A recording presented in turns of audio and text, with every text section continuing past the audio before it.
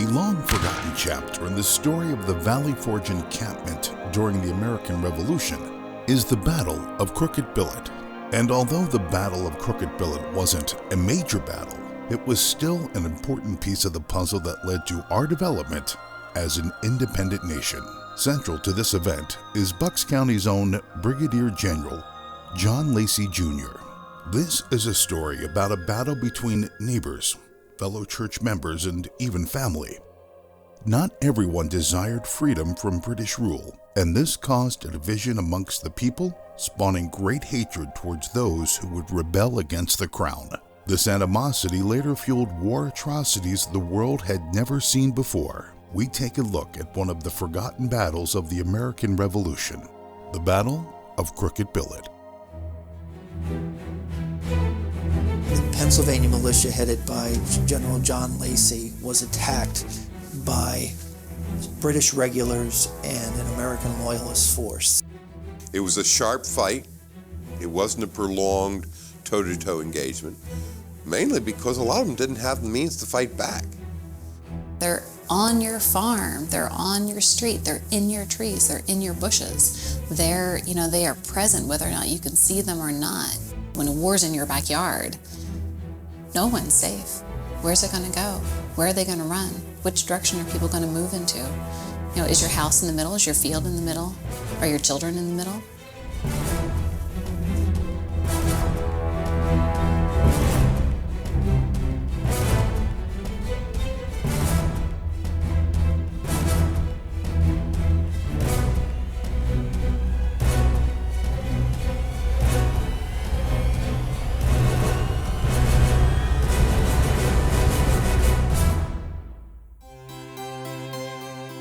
The Battle of Crooked Billet, if for anyone who studies the American Revolution, is an opportunity to kind of learn about some of the people that have participated in the Revolution that are off what I call the American Revolution's main stage.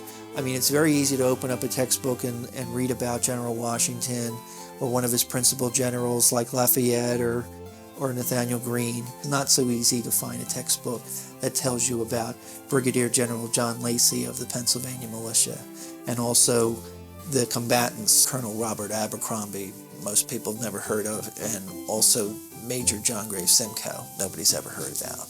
It is something that really helped shape this region, this county, the surrounding counties. And it's just a blip in history, a day in history, but it shows how such a great war, such a great event can impact one small community on one day.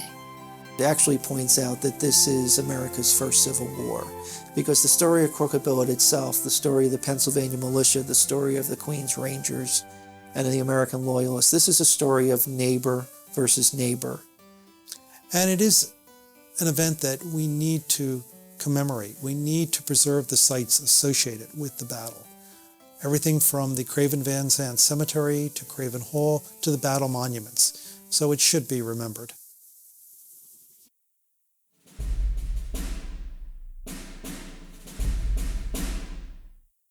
The Philadelphia campaign spanned a year from July of 1777 to July of 1778, and two major events occurred during this time. The first was the British occupation of Philadelphia, which had been the capital city of the colonies and home of the Continental Congress. The second was the Valley Forge Encampment. Washington moves out to Valley Forge. He's taking post west of the city. But the strategy for the winter and the following spring is to basically surround the city to keep the British from being supplied.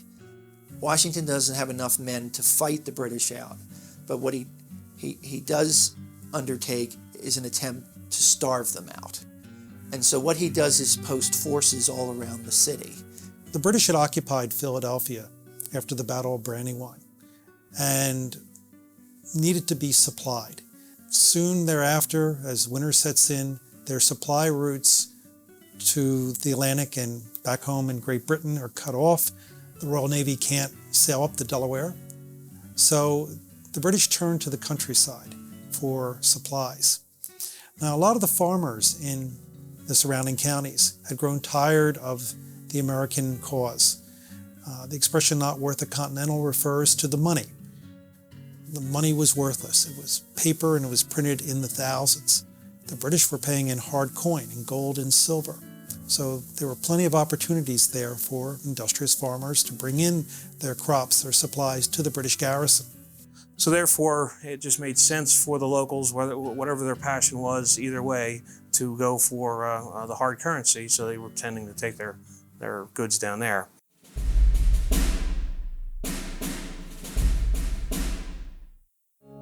About 25 miles north of Philadelphia was the town of Crooked Billet, commonly known as the Billet.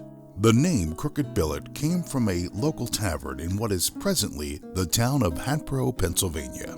Now, it should be explained because many people are saying, what the devil is a crooked billet? Well, a crooked billet is a piece of firewood or a crooked piece of wood.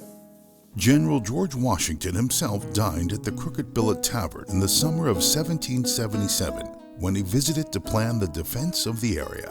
Crooked Billet fell in the middle of the patrol area between the Delaware and Schuylkill rivers, and General Washington assigned the patrol of the area north of the city to the Pennsylvania Militia.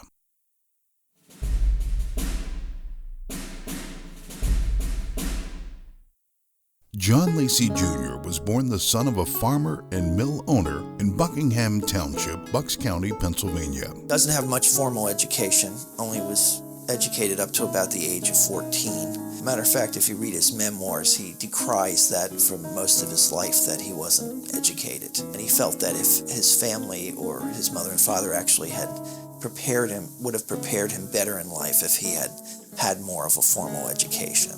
So he spends most of his life self-educating. When the war broke out with Great Britain in 1775, Lacey went against his pacifist Quaker upbringing and was elected the captain of his Pennsylvania militia company by his fellow militiamen.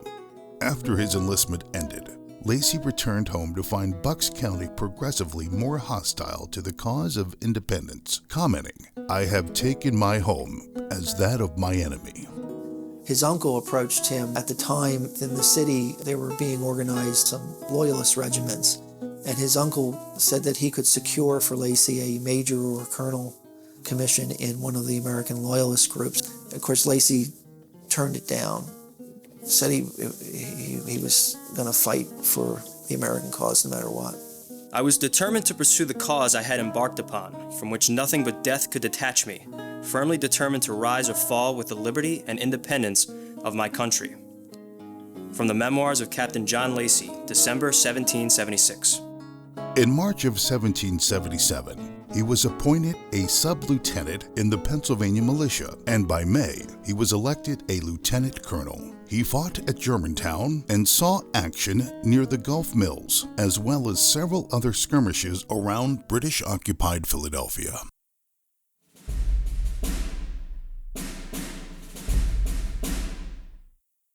The militia are citizen soldiers, sort of our National Guard of today. They generally do not serve outside their state, sometimes not even outside their region. It's a very political organization. Officers sometimes are elected. Washington never really liked the militia, that they could come and go a lot of times as they pleased without any hindrance. They weren't dependable. He became very dependent on his Continental troops, his regular troops, to supply his needs and to carry the cause. So the militia really supplemented the American Continental forces. The militia law enacted in Pennsylvania only required a person to serve 2 months in the field. Major General Baron de Kalb, on Christmas Day, was writing from Valley Forge, and he made a comment about the militia in Pennsylvania. And he said the militia law, as it's designed, is admirably constructed to the destruction of the cause. That, in effect, he called it a 2-month walk in the service. The decision is made that the Pennsylvania militias will patrol between the Delaware and Schuylkill River, which is now the area Bucks and Montgomery County. There's 5 or 6 major roads that lead into the city, and Washington basically orders the militia to patrol those roads to keep the inhabitants from selling food and supplies to the British in Philadelphia. Brigadier General James Potter, a veteran of the French and Indian War, was one of the commanders of the Pennsylvania Militia. As winter drew near, he applied to the Pennsylvania Supreme Executive Council for a leave of absence. To replace General Potter, the Pennsylvania Council chose Lieutenant Colonel John Lacey. He was commissioned to Brigadier General on January 9, 1778, becoming the youngest general in Washington's army, just a few weeks before his 23rd birthday. This was a temporary command of the militia, only for the duration of General Potter's leave of absence. Sir, I received your favor dated the 21st instant. I must request that you will exert yourself to fulfill intention to keep a body of troops in the country where you are posted. Protecting the inhabitants is one of the ends designed, and preventing supplies and intercourse with the enemy and the city is the other. As to the reduction of your numbers, I wish you to make timely application to the President of the state to keep up the necessary force under your command. A letter from His Excellency General George Washington to Brigadier General John Lacey, Jr. So Lacey is given the charge to prevent the British from getting their supplies in the city. The British sent out patrols to encourage the inhabitants of the area to bring their food and other wares to the city market. A forage war began, which further divided the loyalties of the people. The Pennsylvania Council promised General Washington 1,000 men to patrol the area. However, the actual Pennsylvania militia numbers were a fraction of that. Force really during this time wavers and fluctuates between 50 and 500 men. And even though he was promised 1,000, he never really got the number of men he was promised. And many times his forces were so slim that he had to patrol with his one troop as one unit, rather than trying to split it up into small groups and patrol a larger area. Well, the reason the British wanted to come out and basically either capture or destroy Lacey's forces was that, in fact, he was relatively effective. He was causing the prices, I guess, to go up in Philadelphia for what the British had to purchase to supply their forces. They also knew that he was rerouting supplies to the American forces in Valley Forge. So basically, from that perspective, the British would want to stop his effectiveness. They wanted to go out and either destroy his forces or break it up to the point where he was ineffective in stopping the flow of goods and supplies down into Philadelphia. The British had a secondary objective in mind. They wanted to undermine the morale of the rebel cause. They systematically took into custody the officials of the rebel government and any organizers of the militia. Lacey becomes a target of this because not only is he a brigadier general in the service, he also happens to be a sub-lieutenant in the militia, which is a principal organizer. I am told almost every day that enemies swear they will have me before a week. If these accounts be true, I know they have sworn many false oaths, and, if Providence permit, they shall swear many more. A letter to Joseph Kirkbride from General John Lacey, March 10th, 1778. And so the British, in fact, over the winter, conduct this strategy, and they actually do capture several local officials. His activities apparently must have been fairly effective because the British decided that it was time to put Lacey out of business.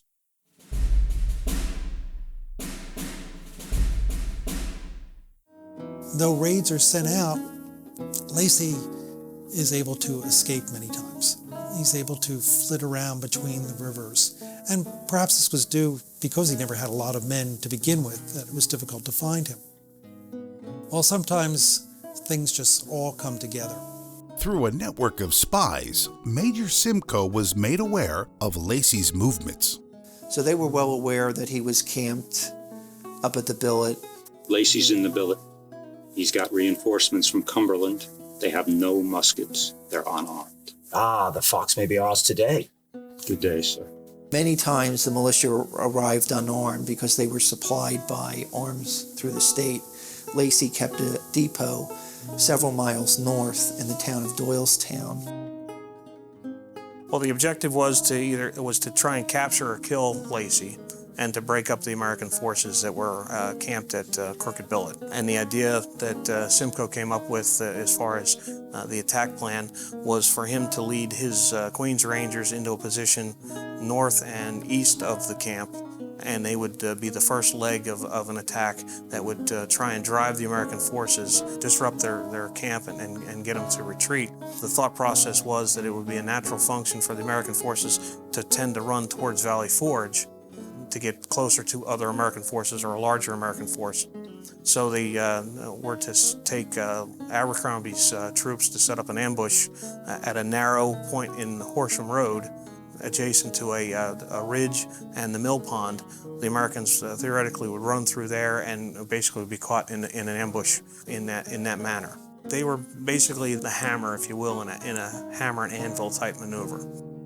And what they're hoping to do is rout the camp, sweep the field, cause a panic, and Lacey and his men will, in effect, run down to the principal road that leads to Washington and Valley Forge.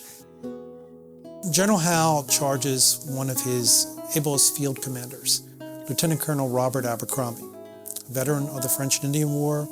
He had been a loyal officer serving throughout the American Revolution and will go on to other tasks throughout the war. Abercrombie's command is a very mobile command. They learned their lesson of Lexington and Concord, not to have these slow-moving columns that could be easily picked off, even by militia. So he is given the Queen's Rangers, a very able unit of American loyalists under a very daring commander, John Graves Simcoe. The Queen's Rangers, they are an American loyalist groups. Those are inhabitants that are living in America, born in America, but also loyal to the Crown. He's given elements of the 16th and 17th Dragoons. He is given companies from his own 37th Regiment of Foot and American Loyalist Dragoons from Chester County and other surrounding areas. And they are going to hit the Americans quick and hard and put an end to this militia unit once and for all. On the night of April 30th, British forces numbering 850 men leave Philadelphia. Their destination? The Billet.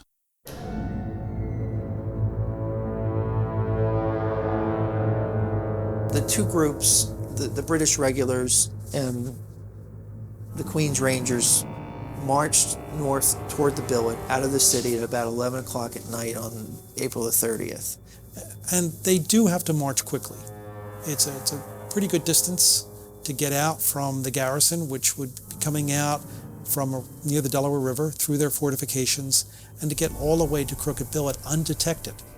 The British have to leave in the dark. They want to hit Lacey's command really at sunrise, first light, just as the men are beginning to stir.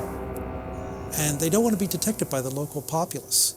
So they have loyalist guides to get them through the different road networks and where they have to split off to begin this pincer movement to surround Lacey's command. At some point, the two groups separate. The loyalists go to the right and the regulars go to the left, and they split up. The British regulars went through the town of Willow Grove and up Easton Road to Horsham Meeting Road and waited to ambush the militia. The Queen's Rangers continued down 2nd Street Pike to get behind Lacey's camp at the Billet. Now, the British tried to stay out of sight as much as possible. There were a couple places where they actually maneuvered around some of the houses because they knew that there were spies in the area that would get word back to the American forces, just as there were spies in the area that worked with the British and let General Howe know where Lacey's camp was at that time. And that was actually one of the major factors in the battle. It delayed both columns of British troops sufficiently that they were not in place because of communications at the time. They both thought they were behind the other, effectively circumventing the plan.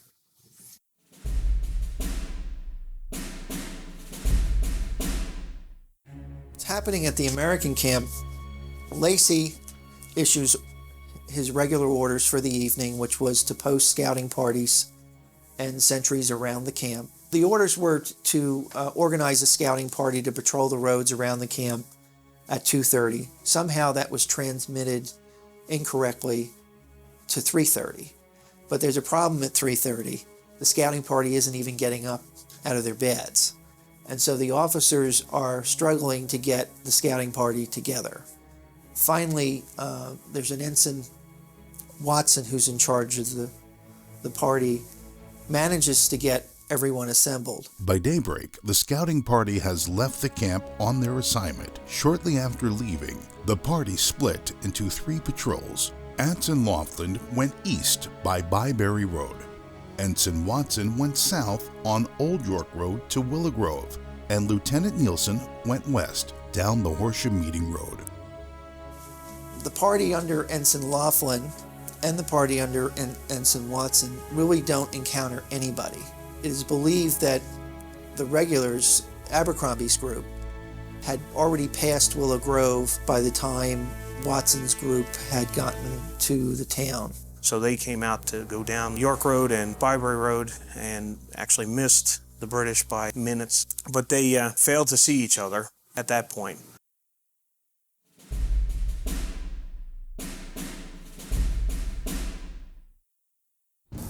As the British left Philadelphia, they had to cover a great distance, and they hoped to do it undetected. Now, the best laid plans. They were going to do this under the cover of darkness and with the goal of hitting at first light, just as troops were stirring in Crooked Billet and sort of still sleepy, caught off guard. But there are plenty of civilians, plenty of homes between Philadelphia and Crooked Billet. And so as the British are moving, they are detected, they are seen. But for some reason, the alarm really doesn't go out. Lacey is unaware that this trap is starting to close around him until it's almost too late. There's a story of a young hunter named Joseph Hollowell who had heard the sound of turkeys and decided to go out hunting early in the morning of May 1st. And while out hunting, he heard this strange sound coming down the Welsh Road. And before his eyes, he sees a whole troop of British cavalry soldiers and light infantry soldiers marching down the road. And he hides behind a clump of bushes. He saw the British column, and he hid himself until the British column had passed. But he didn't do anything about it, because he probably was figuring, if they catch me, they're going to kill me, or worse. And then he's surprised to see that some of his own neighbors are leading the British troops to General Lacey's camp.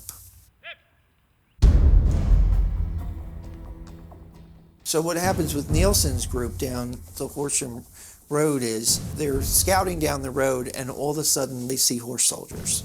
And Lieutenant Nielsen orders the group into the woods. And then he said he sent a runner to warn General Lacey and Major Means, and that runner never arrived. Whether he kept running and ran home, whether he was captured, we don't know what happened to him because he never mentions the runner by name, so we don't know who the individual was. Shortly thereafter, they start to see foot soldiers, and now they really start to panic. And Nielsen's afraid that the first runner that he sends back isn't going to make it there. So we know this from the testimony at the court-martial. A man named John Morrow actually says that he is sent back as a second soldier to warn the camp.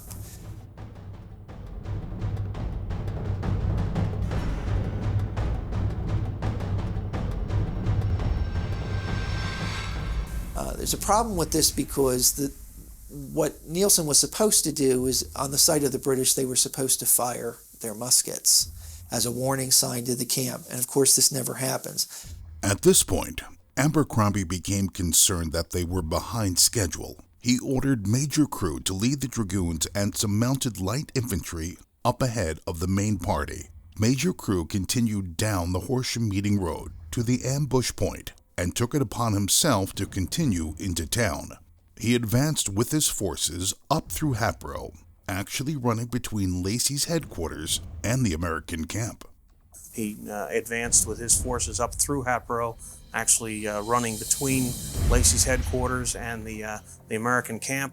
There's also equally another local tradition that says that the first person in the village who saw the British coming was the daughter of Jacob Tompkins, who had gotten up early and was out planting cucumber seeds in the garden. she saw the British troops coming and ran in to alert her family and let them know. Because you have to imagine, they don't know what the British are coming to do. Are they coming to raid their home? Are they coming to take their home? Are they coming to take their sons off to war? It's a frightening thing. No matter what side you're on, you don't know where you stand all the time. General Lacey and his aide-de-camp, Major William Means, were used as their headquarters, the home of Mrs. Gilbert.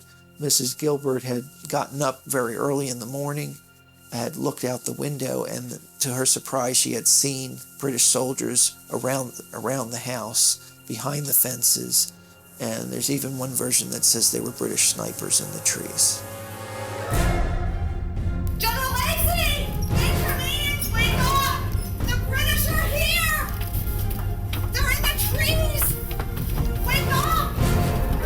Inconvenience, wake up! General Lacey, wake up! They're hiding in the trees! They're right outside of the trees! Major, get the men! Alert! Alert! To arms! Sergeant, rally the men! Sergeant of the Guard, rally the men! It is time! Bring them forward! Get out the troops! Break the drummers! Sergeant! Quickly! Major, get the men ready!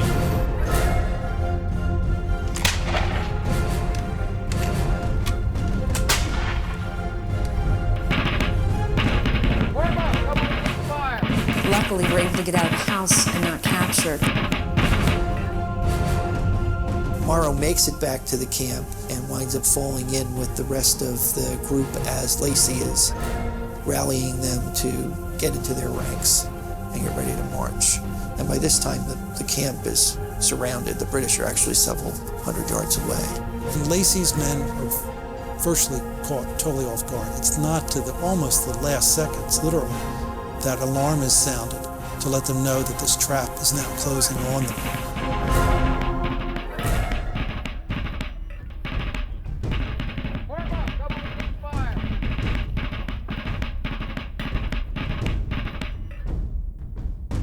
At one point, Simcoe was supposed to come all the way up County Line Road. He turned early around Davisville Road and started coming across the fields. It unfolds almost the way they envisioned it. One side hits Lacey's camp, then another side is blocking it, and the British forces are moving up. And quickly, Lacey has to rally his men. He has to get them together, get them out of this trap. He understands that if he doesn't move, and move quickly, his entire force could be eliminated. At that point, he realized that he was really surrounded on three sides by a vastly superior force. And he has to think on his feet. He didn't just stand around and wait for the hammer to fall on him. He's able to rally his men and to get them to move and to move quickly. Otherwise, he would have lost his entire command. So with any plan that anybody ever lays out, what actually happens is oftentimes something else. And what happens here is what the British didn't plan on was that Lacey never depended on Washington at Valley Forge. Lacey was born and raised in Bucks County and knew the roads very, very well. The camp laid on the borderline between Montgomery and Bucks County. When the British started to surround the camp, the roads to Bucks County still lay open. He immediately assembled all his men and then marched them north out into the farmlands of Bucks County rather than the way the British wanted him to go. Well, again, Lacey's experience comes full fruition here. He grew up in Bucks County. He knew the area, he knew the region. So as the various sides are closing in on him, he quickly envisioned that he had one escape route, and that was to get almost north and get into the closely wooded areas of Bucks County and get away from the British forces. They made it for a grove of trees where Lacey reports that they started to see the dragoons move to block them and their march northward.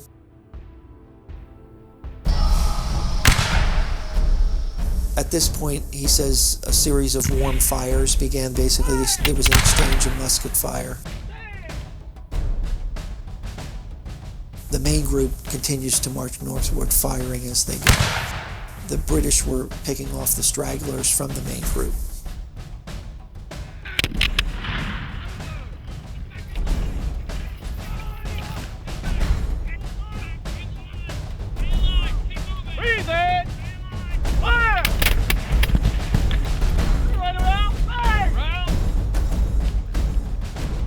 And they break through the dragoons blocking their way and make their way out across the open fields.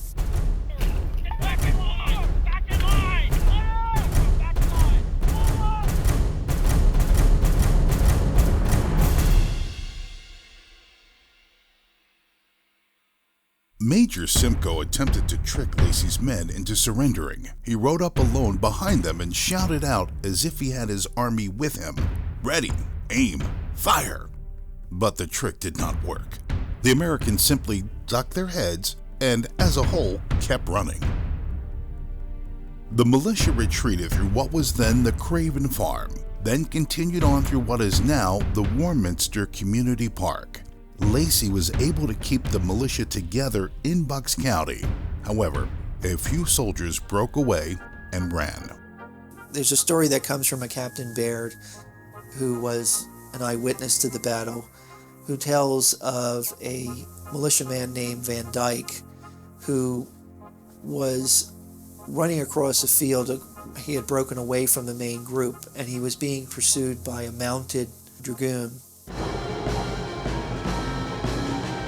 And in his panic, running away for his life, he didn't realize that his musket was still loaded. And he suddenly remembers.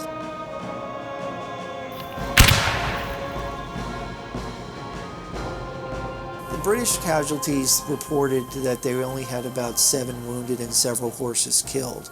Then when you look at some of the stories that come from local tradition, obviously the Van Dyke story talks about an actual British soldier that was killed. In the Yerkes' home in Warminster, a young militiaman ran into the house, pursued by the British. And he said to the women that he needed them to hide him because he was being chased by British soldiers. And he wanted them to hide him under the bed. And they ushered him out the back door. They said if he would hide under the bed, that would be the first place the soldiers would look. In fact, the soldiers did come looking for him, demanded to know where he was. They denied having any soldier come into the house, and they did, in fact, stab the bed with their bayonets. Search the bed! Had he not listened to them, he would have been stabbed to death right then and there. The British run out the back door, keep running, and never find him. And he comes back to the house later to thank the young ladies for saving his life. Fortunately, during the attack, the baggage train gets separated from Lacey. And those men are sort of left to fend for themselves, and they get the full brunt of the attack. Most of them were surrounded. That's where they say most of the casualties occurred. There were about 26 men killed. Of course, baggage being a lot heavier and clumsy and slower moving. Captain John Downey was an assistant commissary, quartermaster for Lacey's brigade. And he had stayed with the wagons, and he was surrounded by the British. And then, as they advanced on him, he surrenders himself.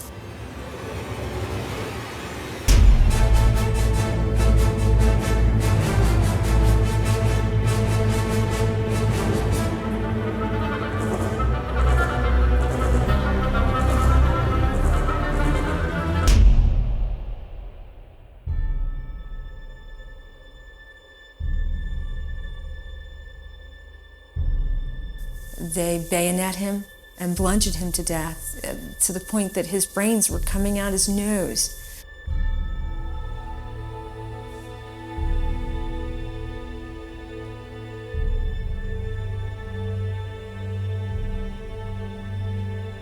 The reason Crooked Billet stands out, and especially to me and other people, is that the brutality that was exhibited by the British soldiers. People who were surrendering, and then they are bayoneting them, and they are stabbing them with their cutlasses. There are differing accounts as to who actually perpetrated the atrocities. Some accounts talk about how it was the British regulars. Other accounts talk about that it was really Simcoe and the Queen's Rangers. The accounts themselves seem to favor, it was in fact the American Loyalist groups, the Queen's Rangers, that actually perpetrated the brutal acts. There's one account that talks about how Queen's Rangers were stabbing and cutting and bayoneting some of the wounded on the field, and in fact one of the British officers finally stepped in and held the Rangers from doing any more. And this is held out by local inhabitants, that they're the ones that say that the British regulars acted appropriately and more humanely than Rangers. You have to remember that the Queen's Rangers were loyal Americans. They were Tories. Abercrombie's troops were British regulars, not Americans.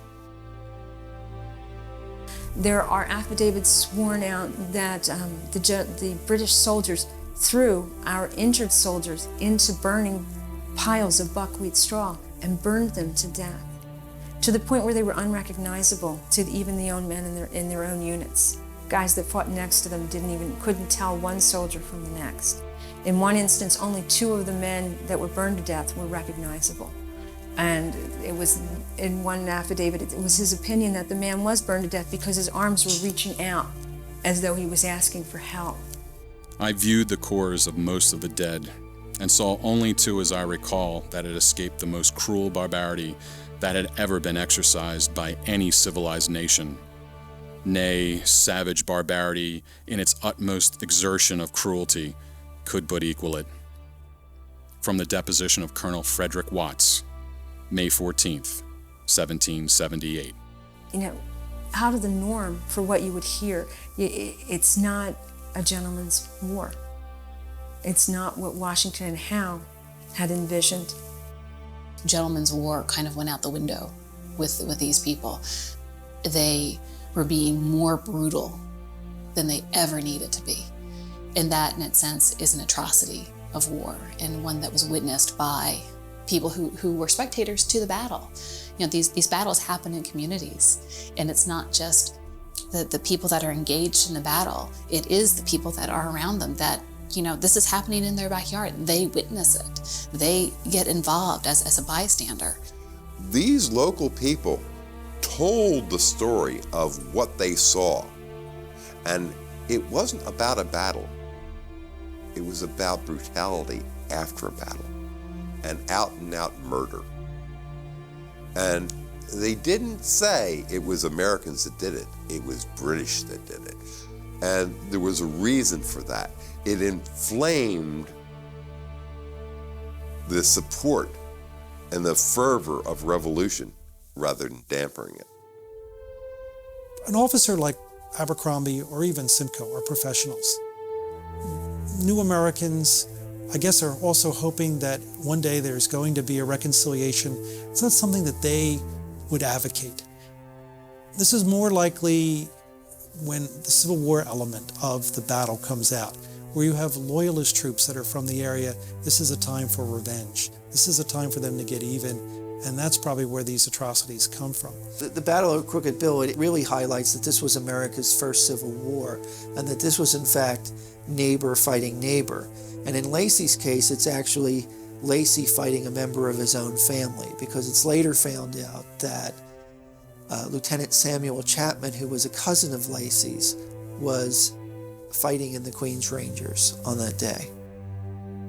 There's one story of one light horseman from Philadelphia County named William Pinyard, and his neighbor was actually from Frankfort, was in the Queen's Rangers, and actually when he was lying wounded on the field, his neighbor came up to him and shot him in the face.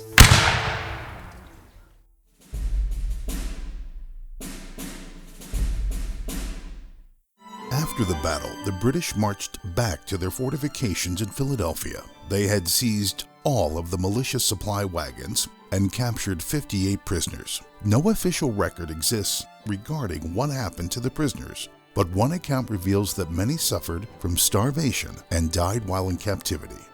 The guides of the Queen's Rangers computed their march at 58 miles. Not a man was missing. From the Journal of Major John Graves Simcoe. Meanwhile, Lacey reformed his militia in Hartsville and marched back down the Old York Road and returned to his destroyed camp. Lacey rebuilt his camp and within 48 hours continued with his mission of disrupting the supply routes to the enemy in Philadelphia. There are several variations of the shoe buckle story, and the one that I find most credible is the Thomas Craven story. And you have to keep in mind the battle is done, and they're retreating, and they're going back to Philadelphia. And along the way, they make a few stops at people's homes and demand items, and that's what happened in this case.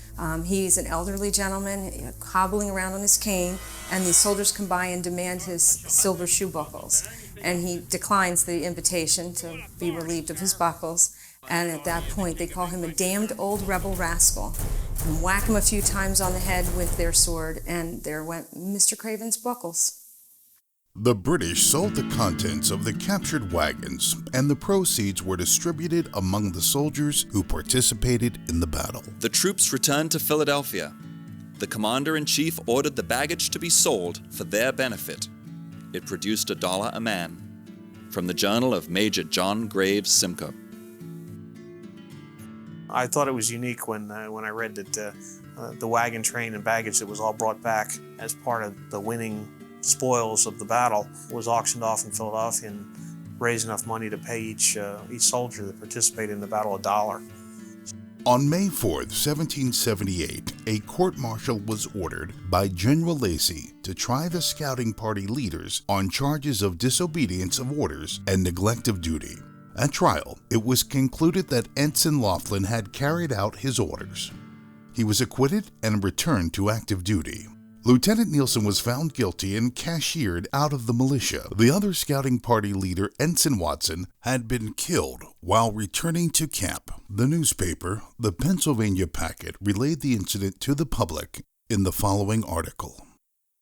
Among the slain near the Crooked Billet on Friday the 1st instant fell the gallant Captain Downey, late schoolmaster of Philadelphia, whose worth entitles him to a place in the annals of America.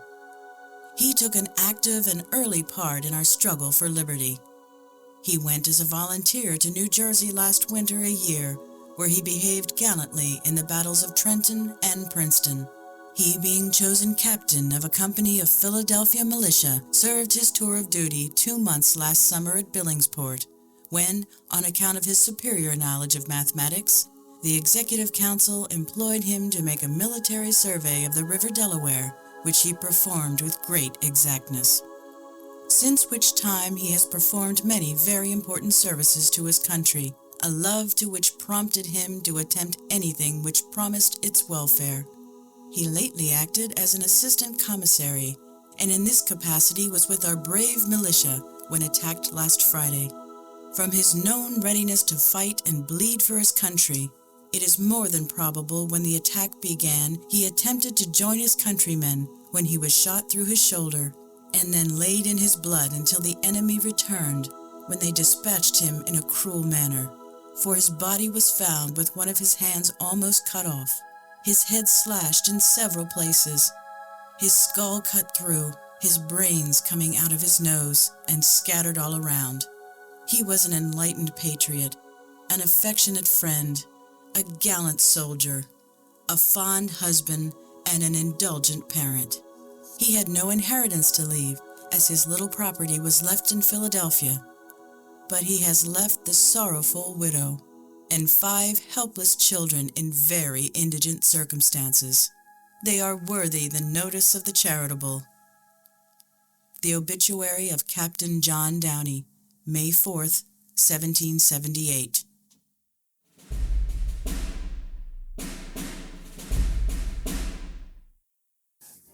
The impact on the community in the short run was that they witnessed the horrors of war. We talked about the atrocities that occurred, the wounded, the destruction. So in that respect, war was brought to their very doorstep. But again, soon thereafter, the British leave the area. War shifts from Pennsylvania, and so it really had no long-lasting effect. It brought to bear in the town of Crooked Billet, or the community of Crooked Billet and Hatboro, it brought very much to bear the reality of what was going on. It brought home war in its most brutal form. I think the battle showed that citizen soldiers, ill-equipped, ill-trained, one-to-one could not stand up to the British forces. The British are the best military in the world, and it would take Washington's Continentals, his regular troops, to engage the British at battles such as Monmouth and eventually at Yorktown to achieve victory. So Washington's view on the militia, I think, was justified. They could hit and run, they could accomplish small tasks, but to take the British military on one for one was an impossible goal for them. A lot of people refer to this as a skirmish or the Battle of Crooked Billet, but when you look at the facts and all the facts that we've presented and that we know, I consider it a massacre. I mean, these gentlemen gave themselves up as prisoners to the British, and they were killed. They were bayoneted. You know, it's believed they were burned to death in the buckwheat straw. How could you call it anything other than that? When it comes down to it, the British got some supplies. They annoyed the militia. They did kill troops. They lessened the numbers, but they didn't make them go away. What was their reasoning behind the attack, what they wanted to do? They wanted to kill or capture Lacey, and they wanted to stop the disruptions to the supplies going into Philadelphia. Looking at it from that perspective, absolutely, it was not a British victory. Yes, they held the field that day, and they caused a significant number of casualties to the American forces. However, Lacey was not killed or captured, and within 48 hours, he was again continuing his work to disrupt the flow of supplies down into Philadelphia. So from that perspective, it was not a successful British attack. If you have to look at the objective of the British in the first place, and really what it was to me, it was an attempted kidnapping or capture of General Lacey himself. It really was an attack against the militia. It was more or less to try to take a troublesome rebel into custody. And if you look at it from that perspective, they didn't accomplish what they set out to do. This excursion, though it failed in the greater part, had its full effect of intimidating the militia, as they never afterwards appeared, but in small parties and like robbers. From the Journal of Major John Graves Simcoe.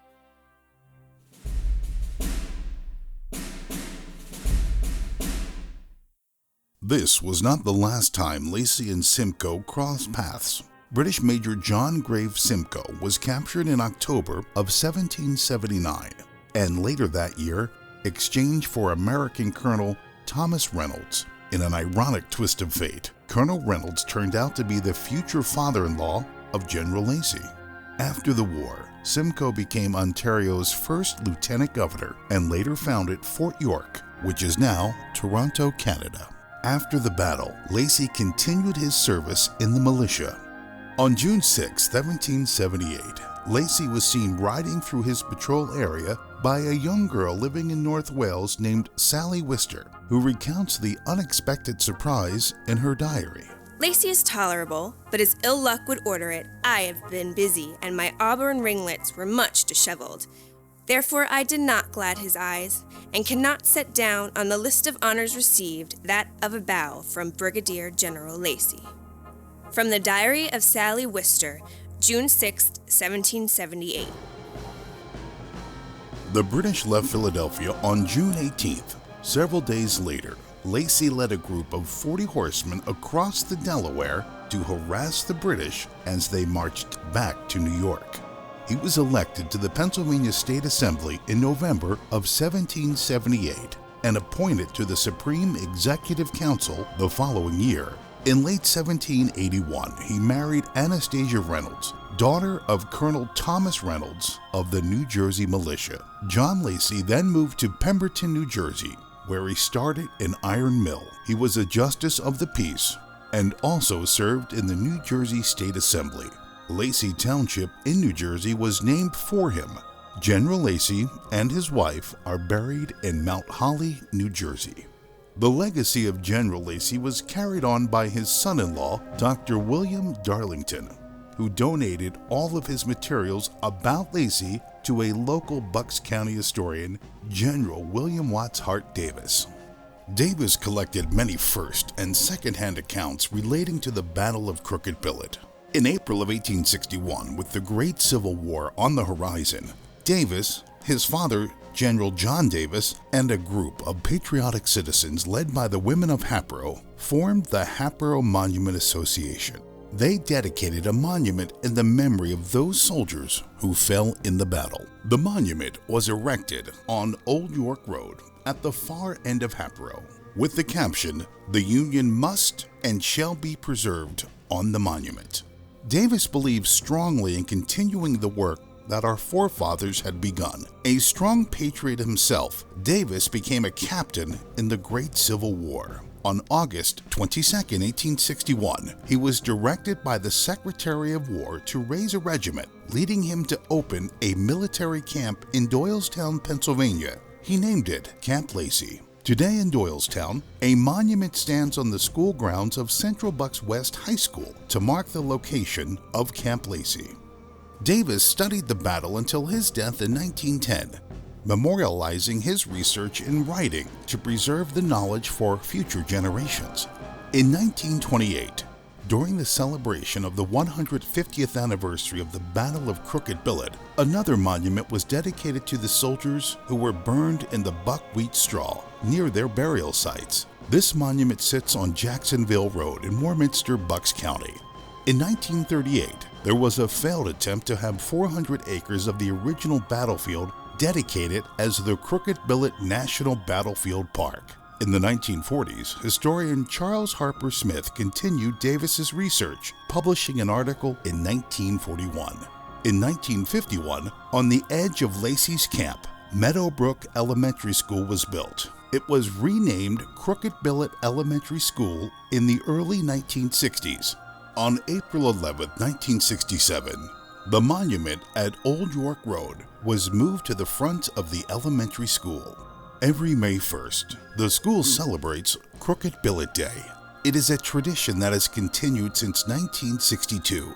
All of the children and the teachers dress in colonial costumes, and dignitaries from local and state government and other invited guests come to the celebration.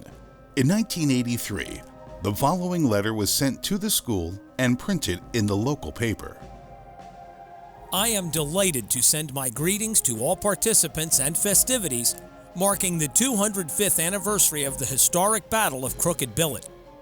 What an experience it must be to attend school at Crooked Billet, the site of such an important battle in the area. I know you are all mindful of General Lacey and his troops, who fought against overwhelming odds to complete their mission successfully. Through the years, many have made contributions to our country and the freedom we enjoy. From John Downey, the schoolmaster from Philadelphia, who gave his life at Crooked Billet, to those that serve today, Americans have fought around the world for the cause of liberty. You have my best wishes for now and the future. The White House, Washington, D.C., April 25th, 1983, signed by President Ronald Reagan. And in the year 2020, a brand new Crooked Billet Elementary School opened. In addition to a new building, the monument was restored. It now looks like it did in 1861. One of the most moving moments of Crooked Billet Day is when two students place a wreath at the base of the monument to honor the men who served.